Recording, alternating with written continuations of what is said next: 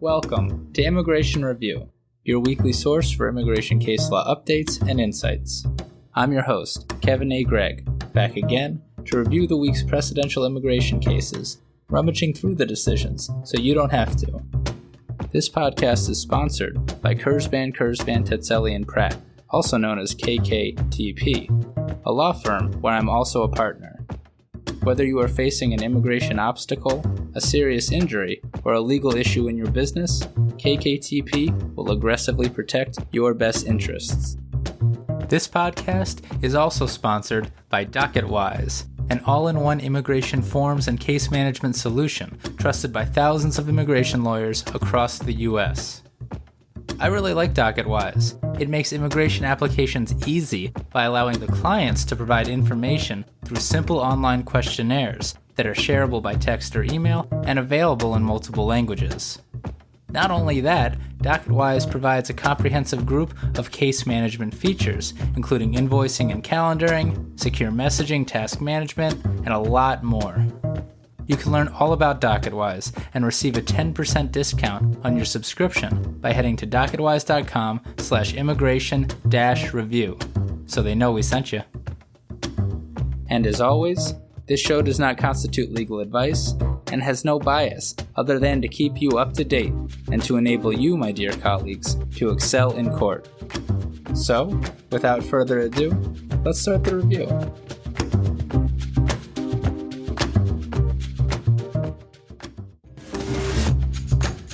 It's the most wonderful time of the year. I personally have experienced a significant amount of mistletoeing, but given my circle of immigration attorney friends, haven't really been told to, quote, be of good cheer, end quote. There's still time. I need to stop hanging around with weirdos like me. That is, all of you.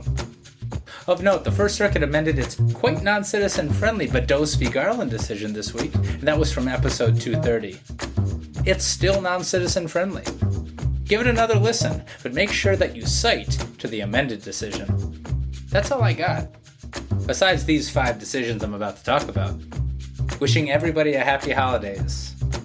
I'm taking off some time, gasp, I know, but I'll see you all on the pod next week. Still. Have a great holiday, everyone.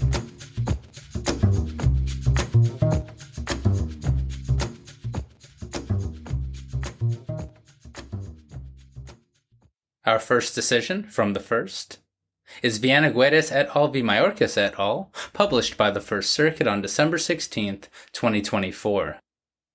This case is about revoked I-140 petitions. Not a great time to have the claim decided, what with Patel and Bouarfa issued just last week. And indeed, the non-citizens did not succeed. Miss Viana Guedes, her husband, and their 3 children are all from Brazil. They entered the United States with tourist visas, and Ms. Viana Guedes and her husband changed status to student and derivative student statuses after that. Then, before the student statuses, status I, expired, it would appear Ms. Viana Guedes filed an I-140 petition in an effort to get an EB-2 immigrant visa, representing that she was, quote, a member of the professions holding advanced degrees or their equivalent, or that she had exceptional ability in the sciences, arts, or business, and will substantially benefit prospectively the national economy, cultural or educational interests, or welfare of the United States, end quote. Now, normally an EB-2 applicant would submit proof of a job offer for their services, but Ms. Viana Guedes, as also often occurs and is totally permitted under the law, sought a statutory national interest waiver, or NIW. For NIWs, the Attorney General, quote, may, when deemed to be in the national interest, waive the requirement that a non-citizen's services in the science, arts, professions, or business be sought by an employer in the United States, end quote. USCIS approved the I-140 petition and the NIW without interview in September 2021. Those are all preliminary things, of course, and with it, Ms. Viana Guedes can currently file the Form I-45 application to adjust to LPR status. With the I-140 and the NIW now approved, she could now adjust to LPR status, so long as she was admissible and wasn't otherwise barred from LPR status.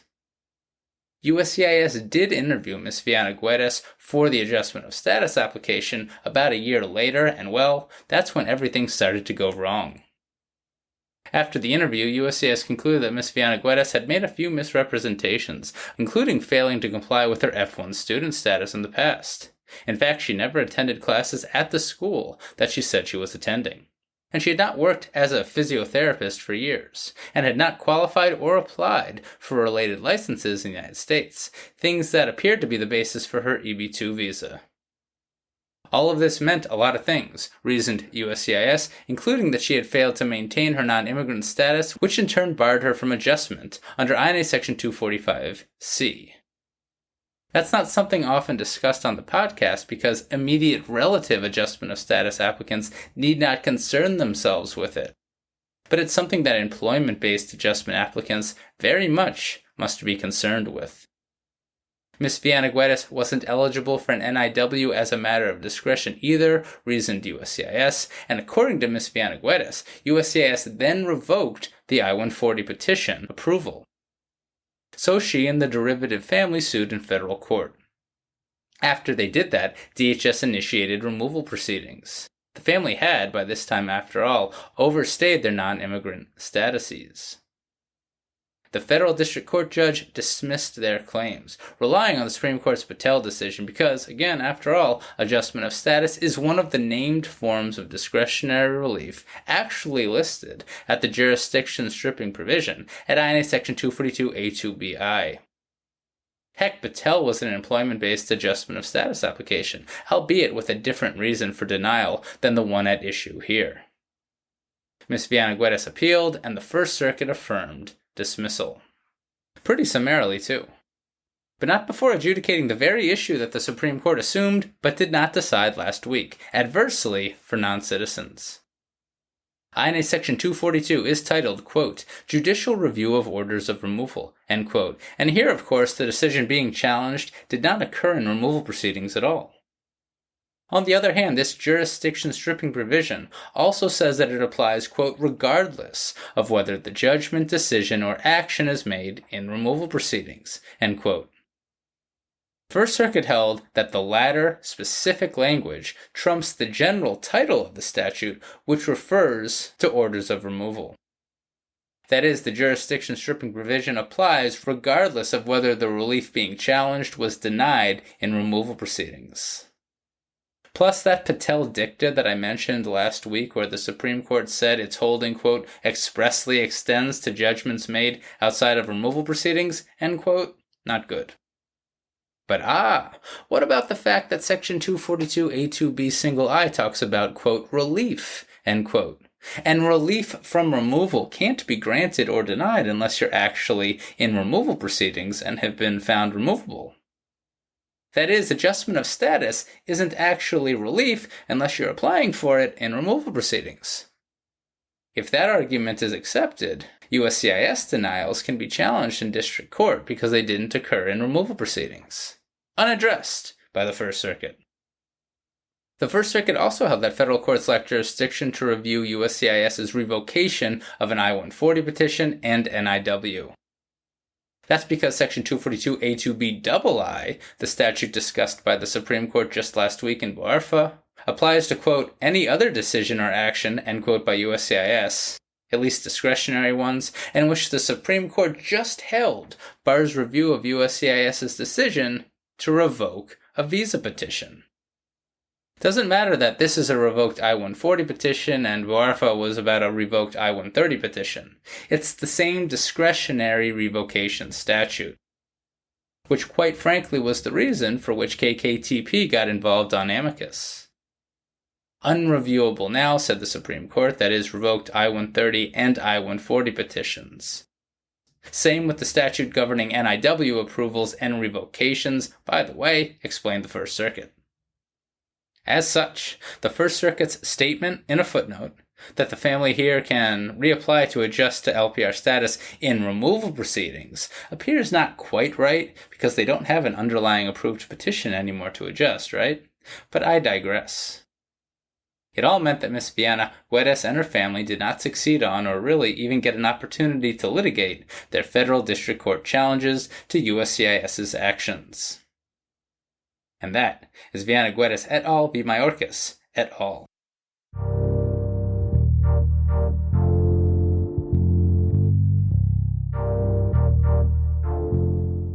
Next is Salomon-Guillen v. Garland, published by the Fourth Circuit on December 18, 2024. This case is about Temporary Board of Immigration Appeals members, also known as Temporary Appellate Immigration Judges. Mr. Salomon-Guillen and his wife are from El Salvador. His wife actually entered the United States on an O-1 visa in 2009, the visa reserved for individuals with extraordinary abilities or achievements. And the wife later naturalized to U.S. citizenship. Seems like she is quite the musician, and Mr. Salomon-Guillen is the manager, or at least he was. I looked her up. Looks like she's a prominent singer for Latin church and worship music. What a world. But later, Mr. Salomon-Guillen began working for the publisher HarperCollins. Unbeknownst to them, he started steering contracts to a company that he controlled, and he inflated prices. He eventually pled guilty to wire fraud, received an 18-month prison sentence, and was alleged to have cost HarperCollins $1.4 million. What a world. Deemed an aggravated felony, that made Mr. Salomon-Guillen removable if something else didn't, like a visa overstay or something.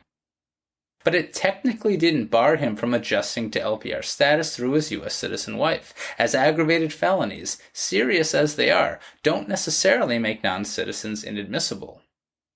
Crimes involving moral turpitude do, though, and wire fraud almost surely is. So Mr. Salomon-Guillen sought an INA Section 212H waiver in removal proceedings alongside his adjustment of status application, as the law allows. An immigration judge denied, however, finding that denial would not lead to extreme hardship to his wife, as the waiver requires. Actually, Mr. Salomon-Guillen also has a U.S. citizen mother, and a hardship finding could be based on her too, but the IJ deemed it lacking as well. Then, of course, almost a given with those findings, the IJ held that, in any event, Mr. Salomon-Guillen didn't warrant the waiver or relief as a matter of discretion because of his conviction and his alleged failure to express regret. The BIA affirmed, in an opinion written by a temporary appellate IJ, who has been a temporary appellate IJ for a long time, quote, "The Attorney General appointed the temporary IJ to a 6-month term under INA Section 103G1 and later reappointed her 3 times. The temporary IJ was serving her 4th 6-month term when she served on the 3-judge panel that decided Mr. Salomon-Guillen's case," end quote. And so, the stage is set. The waiver challenge is likely dead in the water before the Fourth Circuit because of Patel, which ultimately is what the court held, but we'll get to that in a sec. The primary argument was that this temporary appellate IJ lacked authority to rule in the first place because she wasn't, quote, properly appointed, end quote. What is, after all, the point of permanent appellate IJs and the 6-month regulatory language for temporary ones, if a temporary one can be on the BIA for years? No shade on the hard-working temporary appellate IJs, but that's the argument without all the legalese. The Fourth Circuit was not swayed. At the time of these events, the regulation at 8 CFR section 1003.1A4 permitted the EOIR director to appoint temporary IJs to terms that didn't exceed 6 months. Heads up, the regulation has since been amended, probably because of lawsuits like this, to make it clear that the Attorney General appoints temporary BIA members, and that such members are appointed, quote, for renewable terms not to exceed 6 months, end quote. So this whole issue is probably about to be moot. Not moot here because the old regulations applied, but also this argument hasn't won yet in any circuit where it was brought. And again, it didn't win here in the Fourth either. Before getting there, the Fourth Circuit explained why it is that Mr. Salomon-Guillen could even bring this argument in the first place. See, if the regulation is a mere, quote, internal housekeeping, end quote, type of reg that just governs how an agency conducts itself internally, then it can't really be challenged by private parties. But if it's a substantive regulation, the type that usually must go through notice and comment rulemaking and which creates new laws or imposes new rights or duties, then parties can challenge it if they are adversely affected. It's a substantive regulation, explained the Fourth Circuit. Even if it has some housekeeping aspects, quote, it still affects Mr. Salomon-Guillen's rights, which his challenge to the temporary appellate IJ's appointment would vindicate, end quote. How about this quote from motions to terminate in other contexts? Quote, where the rights of individuals are affected, it is incumbent upon agencies to follow their own procedures. One under investigation with a view to deportation is legally entitled to insist upon the observance of rules promulgated by the Attorney General pursuant to law, end quote. Yes. The challenge didn't succeed here, though. Quote, the Board of Immigration Appeals is a creature of regulation, end quote. Emphasis on creature by the court. Nah, I'm just kidding. To summarize, as other courts have, under this now old regulation, yes, the EOIR director is limited to appointing temporary appellate IJs to 6-month terms, and they can't participate on en banc panels, which never happens anyway, and they can't vote to make a BIA decision precedential. But after that is after that initial 6-month term, a different regulation subsection permits the Attorney General to do pretty much whatever he or she wants to do with the EOIR, so long as it's statutorily and constitutionally legal. That's a broad reading of that regulation, and I'm paraphrasing. But that regulation is additionally tethered to, quote, on the day before the effective date of the Immigration Reform, Accountability, and Security Enhancement Act of 2002, end quote. Pretty weird. Even more so because that act was never actually enacted. Doesn't matter, said the Fourth Circuit. Not only did regulations change during this whole process, that is the one being challenged right now, but the Attorney General isn't bound in the same way that the BIA is with such things. And nothing in the regulations so limits the Attorney General like it does, say, the Director of EOIR. Makes sense if you're focusing on Attorney General power and not the legitimacy of the temporary appellate IJ member, says I. And regardless of any regulation and weird unpassed act mentioned in the regulation, quote, Congress separately gave the Attorney General the power to delegate authority that the Attorney General determines to be necessary for carrying out his statutory powers, end quote. That's INA Section 103G2, and it's important, explained the Fourth Circuit, on the cusp of an Attorney General who might very well seek to test the scope of that important power. Whatever the scope is, appointing a temporary appellate IJ for a few terms over 6 months is well within it, said the Fourth Circuit. Some regulatory textualism and regulatory history and agency practice arguments were rejected by the Fourth Circuit, and the temporary appellate IJ was deemed okay. The challenge even survived Kaiser v. Wilkie, which, to be honest, I wasn't sure anything did or could. All of it means that the temporary appellate IJ here properly participated in this case.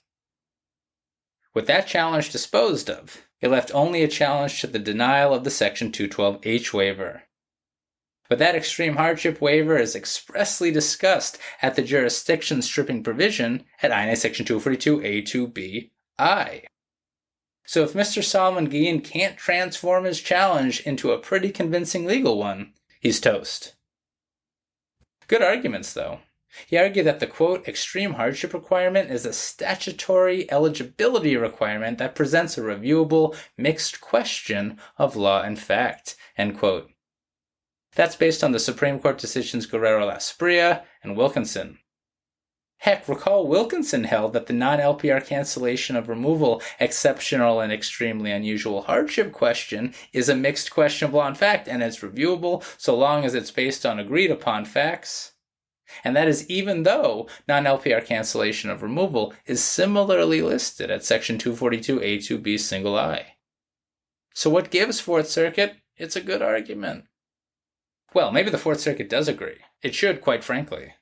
That is, a challenge to whether circuits can review whether agreed upon facts meet the extreme hardship standard for a Section 212H waiver. But the problem here seems to be that the IJ and the BIA denied as a matter of discretion too, remember? And even though extreme hardship may be one factor to consider when making a discretionary analysis, it's still discretionary. Whatever Section 242A2BI bars, it bars review of discretionary decisions. Barred here too. Meaning Mr. Salomon-Guillen lost his case. And that is Salomon-Guillen v. Garland.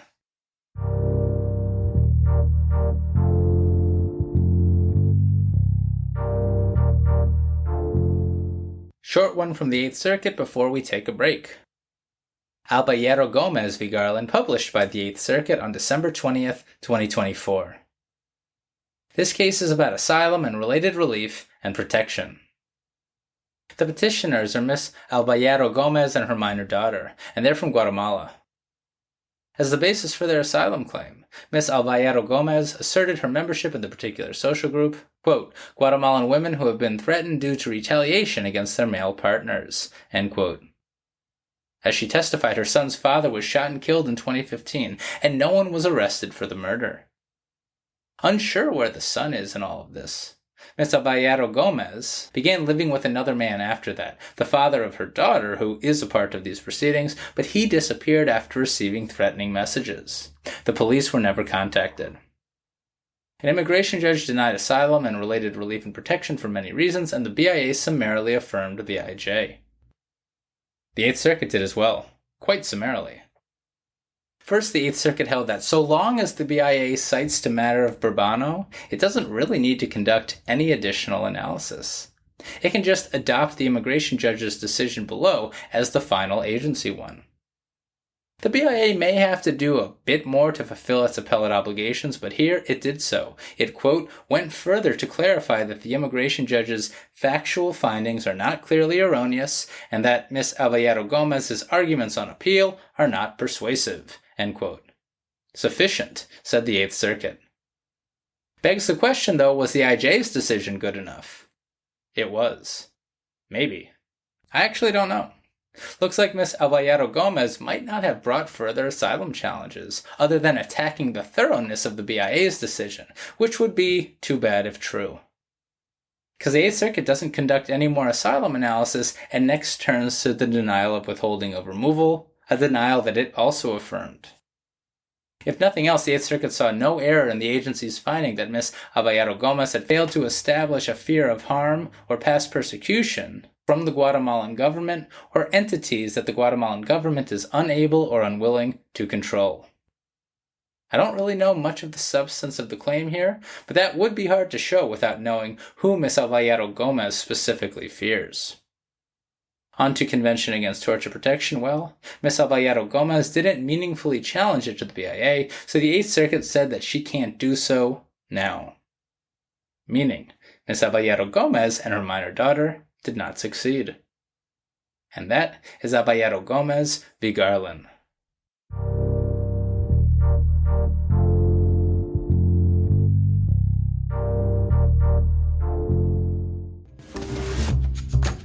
Are you struggling to find and hire new talent that you can trust? Does the idea of onboarding, training, and managing virtual staff overwhelm you? Staffy's got your back.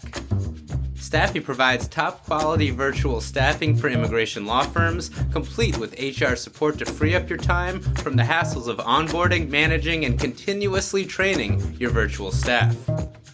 With an entire team of professionals, including psychologists and mindset, task, and performance coaches, Staffy ensures your virtual staff has all the tools needed to help your law firm grow and scale. Visit staffy.cc, that's stafi.cc, and schedule a consultation to claim $500 off your first month of service. Or, of course, click on the link in the show notes. You're probably hearing a lot of buzz about how law firms are starting to use artificial intelligence. And well, I recently had the opportunity to talk to the folks at Serenade about their case management system, e-immigration. They've been making software for immigration attorneys longer than anyone else. And they're doing some pretty cool stuff with AI. They have a suite of tools that they're calling AI Workmates. That sounds like it's got huge time-saving potential. One of their tools even lets you upload a PDF and instantly creates a client profile. There's another tool that can read content on the website and instantly summarize it, which is pretty helpful when referencing historical case rulings or, dare I say, country condition evidence. They've got some other tools too scheduled for release later this year. So if you're trying to wrap your head around how to use AI in your practice, I encourage you to have a chat with the folks at Serenade. Also, check out their blog at serenade.com/blog for their recent articles on AI in legal practices. Or, of course, click on the link in the show notes.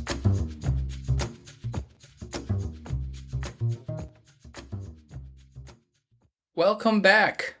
We continue with Luna v. Garland, published by the Fifth Circuit on December 17th, 2024. This case is about in absentia motions to reopen. It actually amends a decision that the Fifth Circuit made in this very case way back in May 2023. Turns out that prior decision was not published, but this one, of course, is. And let me tell you, circuits, if you want to drive me nuts, do something like this. I wasted 10 minutes trying to find that prior decision, and then got nervous about why the heck I had missed it before, until I realized that it was because the first decision was not precedential. Anyway, Mr. Luna lost his case, and I can only imagine it's because of the Supreme Court's publication of Campos-Chavez last year. Let's see. Mr. Luna was placed in removal proceedings in 2003 by receiving a notice to appear that did not comply with INA Section 239A. The Immigration Court mailed him a notice of hearing the next month, informing him of the date, time, and location of his first removal hearing. He did not appear, and he was ordered removed in absentia.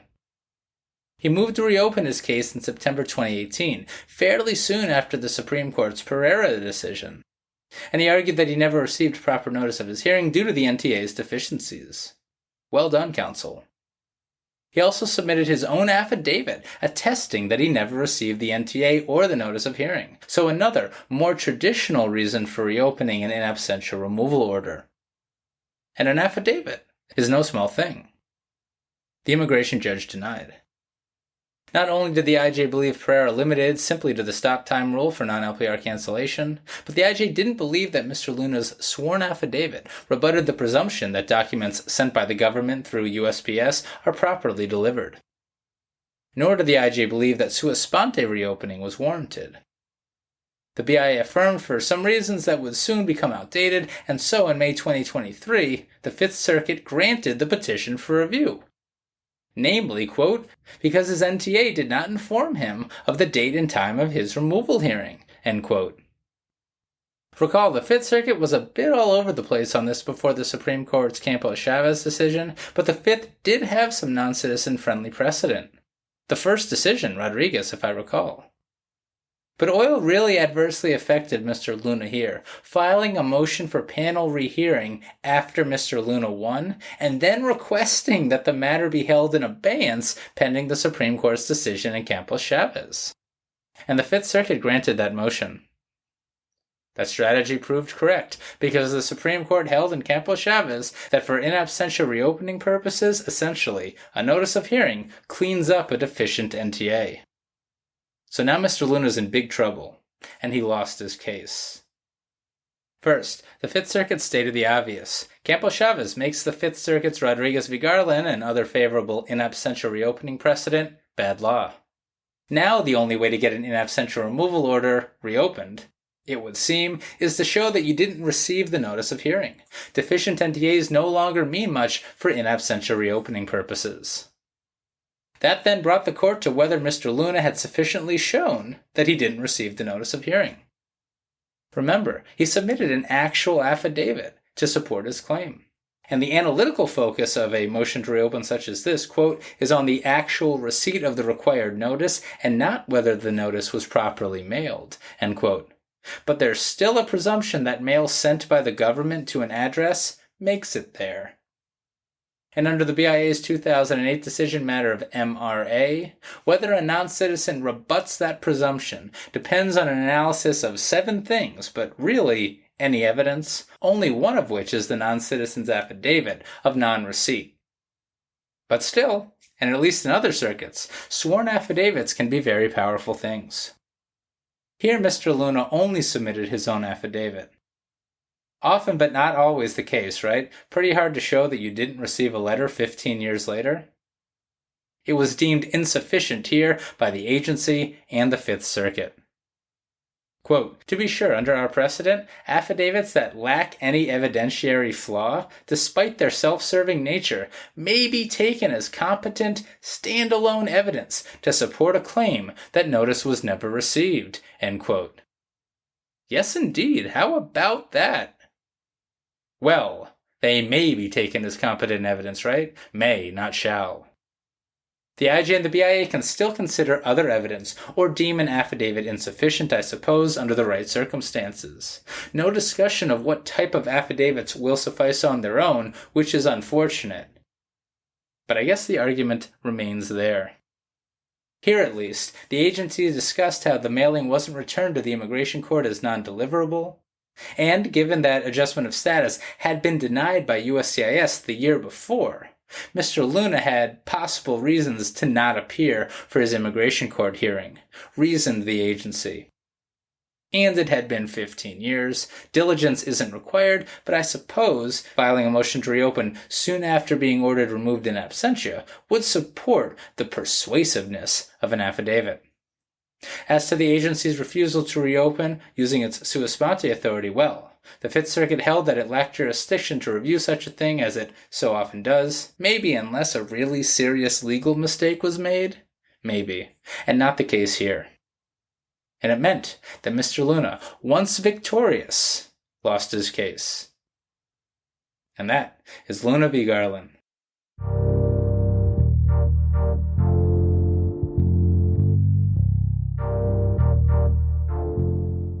And so we conclude with Cuenca-Arroyo v. Garland, published by the Fifth Circuit on December 18, 2024. This case is about non-LPR cancellation of removal and continuances. Mr. Cuenca-Arroyo is from Mexico and was brought to the United States by his family at 8 years old, unlawfully. He lived here ever since and has a U.S. citizen child. While that child, known as B.A., lives primarily with his mother, Mr. Cuenca-Arroyo is active in his life. Why Mr. Cuenca-Arroyo doesn't have DACA is unexplained. Why he was placed in removal proceedings is unexplained. But he is removable, and for relief he sought non-LPR cancellation of removal under INA Section 240A-B. But among other things, that form of relief is capped at 4,000 grants a year, and it requires the significant showing that removal will cause exceptional and extremely unusual hardship to a U.S. citizen or lawful permanent resident, spouse, parent, or child. It's a standard made intentionally high by Congress, even for people like Mr. Cuenca-Arroyo, brought here as young children and who have lived in the United States their entire life. An immigration judge found that Mr. Cuenca-Arroyo didn't establish the requisite hardship to his son. Before that finding, actually, Mr. Cuenca-Arroyo had requested a continuance, informing the IJ that his parents were in the process of becoming LPRs. Lord knows how, but they were, and once they became LPRs, Mr. Cuenca-Arroyo would have an additional qualifying relative for non-LPR cancellation of removal purposes to show hardship to. The IJ denied that motion, and again, then denied non-LPR cancellation of removal. And voluntary departure as well. The BIA affirmed it all. As did the Fifth Circuit. Recall, the Supreme Court's Wilkinson decision permits circuits to review whether agreed-upon facts satisfy the exceptional and extremely unusual hardship standard. The Fifth Circuit states in legalese in a footnote that it's a bit confused, given the fact to it that, quote, Wilkinson instructs that our review of such mixed questions must be more deferential than our review of pure questions of law, end quote. Which doesn't appear to make sense to the Fifth Circuit, or to me, when reading Wilkinson, but in any event, the Fifth Circuit left that thorny issue for another day. Because here it simply outright agreed with the BIA's insufficient hardship finding. Mr. Cuenca-Arroyo asserted to the Fifth Circuit that his removal would cause the requisite hardship to his son, quote, due to their close relationship, his active involvement in his son's upbringing, circumstances surrounding his son's physical health, and the potential psychological impact of separation.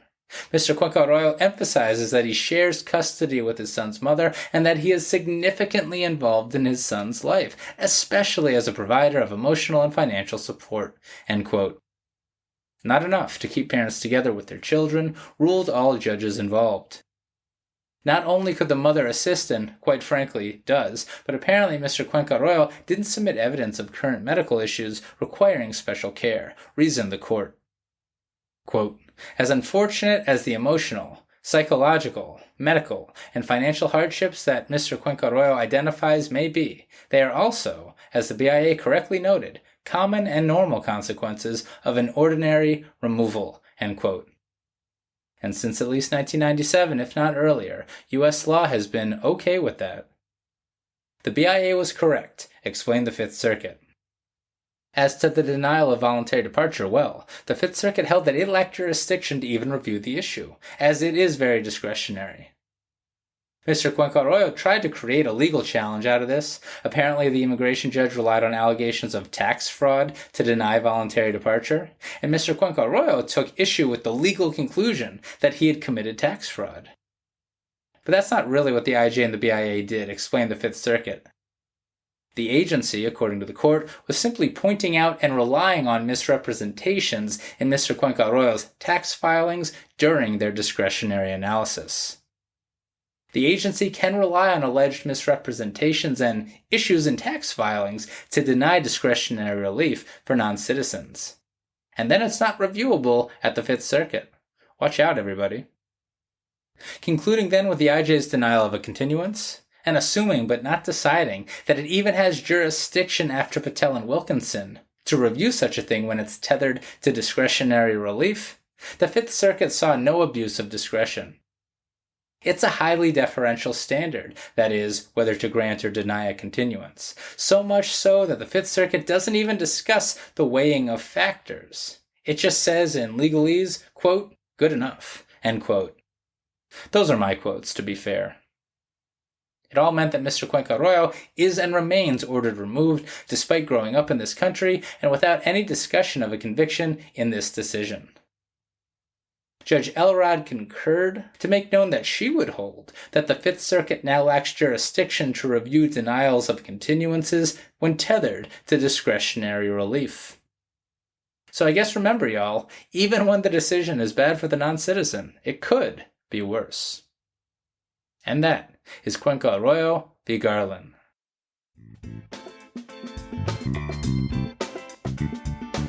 So there you have it. You're all caught up with the past week's published immigration cases. I'm Kevin A. Gregg, a partner with the law firm Kurzban, Tetzeli & Pratt, and this has been another episode of Immigration Review. Thank you for listening, and I hope you enjoyed it. If you did, please share it with a friend and rate and review us. Each review helps new listeners find the show. And of course, subscribe to Immigration Review wherever you get your podcasts. If you like what we do and want to become a patron of the show, please check out our Patreon page at www.patreon.com/Immigration Review or click on the link in the show notes. And if you're interested in an official Immigration Review CLE certificate, email me at kgreg@kktplaw.com with your full name and the episode numbers for the 10 shows you've listened to. Also, feel free to email me with questions, comments, or anything at all, and follow the show on Instagram and Facebook at Immigration Review, or send us a tweet at ImReview, that's IMM Review. And you know, we're always interested in hearing listener feedback. Like this review about the episode you just listened to, from my very young son. Son, how did you like that episode?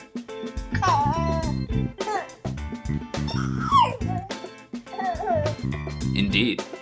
If you, like my son, enjoyed what you just heard, again, please give the Patreon page some love, feel free to review the pod, reach out to me with your own kind sounds, or do anything else nice that your heart desires. I'll be back next Monday for a brand new discussion. Until then, I'm Kevin A. Gregg, bringing you the Immigration Review.